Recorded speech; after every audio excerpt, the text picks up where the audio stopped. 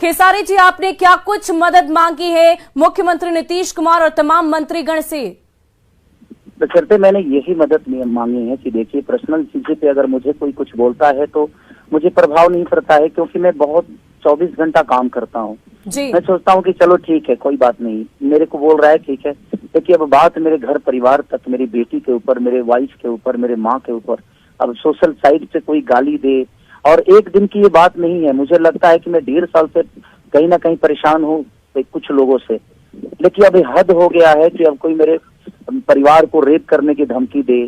तो मेरे कहने का मतलब कि मुझे ही नहीं, अगर ये इस पे स्टॉप नहीं लगा और इन लोगों को सजा नहीं मिली, तो मुझे लगता है कि बिहार के हर उस नागरिक को ये लोग गाली देते रहेंगे, हर उस सम्मानित व्यक्ति को गाली देते रहेंगे। और मुझे कानून पे भरोसा है, लेकिन अगर कानून कुछ नहीं करता है तो मुझे अपने ऑडियंस पे भरोसा है, मुझे अपने जनता पे भरोसा है, आप जैसे पत्रकारों पे भरोसा है, जो समाज के आईना है। तो मुझे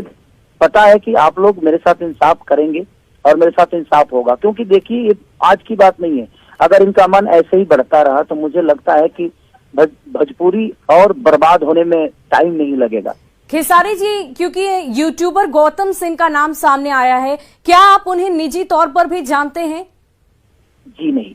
मैं उनको निजी तौर पे कभी ना कभी बात किया उनसे, और ना ही मेरा उनसे कोई लेना देना है, और ना ही कभी मैं उनसे मिला हूँ, और ना ही कभी उनसे मिलने की प्रयास की मैंने, क्योंकि मेरे पास काम इतना है कि मैं उसी में उलझा रहता हूँ। अपने बीवी बच्चों के साथ खुश रहता हूँ। मैं अपने फैन को प्यार हमेशा कोशिश करता हूँ जो उनके अपने अच्छे संगीत से, अच्छे काम से उनको हमेशा मोहब्बत मिले और उनको मैं मोहब्बत दूं। खेसारी जी, अभी अभी आपने मदद मांगी है मुख्यमंत्री जी से, लेकिन हाल फिलहाल में ऐसी कौन सी बात इतनी ज्यादा बढ़ गई कि अब ये सीमा से बाहर की बात हो गई और आपको मुख्यमंत्री से तलब करनी पड़ी? देखिए, मुझे लगता है कि समाज की आईना जो होती है वो पत्रकारिता होती है, एक न्यूज रिपोर्टर होता है और अखबार होता है। और जब बेटियों की बात आ जाए, किसी औरत की बात आ जाए, मुझे कोई भला बुरा बोलता है तो मैं हमेशा बर्दाश्त करता हूँ और कोशिश करता हूँ कि चलो ठीक है, कोई बात नहीं, मुझे बोल रहा है। बट आज एक बेटी की बात है, आज एक औरत की बात है, और मुझे लगता है कि अगर नीतीश जी को लगेगा कि नहीं, मैं बिहार का बेटा हूँ और मेरा भी एक सम्मान है,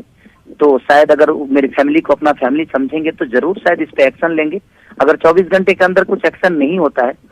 तो फिर मुझे लगता है कि ये चीजें सारी मुझे अपने फैन पे सौंपनी पड़ेगी, और नहीं तो फिर मुझे दूसरा रास्ता यही अपनाना पड़ेगा कि मैं अब धरना पे बैठूंगा, क्योंकि अब इज्जत से बढ़कर कुछ तो है नहीं। जी, मुझे यही लगता है कि मुझे विरोध करने के लिए अब रोड पे उतरना पड़ेगा, तभी ये चीज खत्म हो पाएगी। क्योंकि वो सिर्फ एक को नहीं, मुझे लगता है कि भोजपुरी का हर उस कलाकारों को ऐसे ही टारगेट करके उनकी माँ बहनों की गालियां, किसी लड़की को बेइज्जत कर देना, उनके घर तक पहुंच जाना, और सोशल साइड पे बताइए पूरी दुनिया अगर ये सुनती होगी तो भोजपुरी के बारे में उनका क्या ओपिनियन होता होगा कि भोजपुरी के लोग ऐसे ही होते हैं, इनकी ऐसी मानसिकता है। तो सिर्फ वो मुझे ही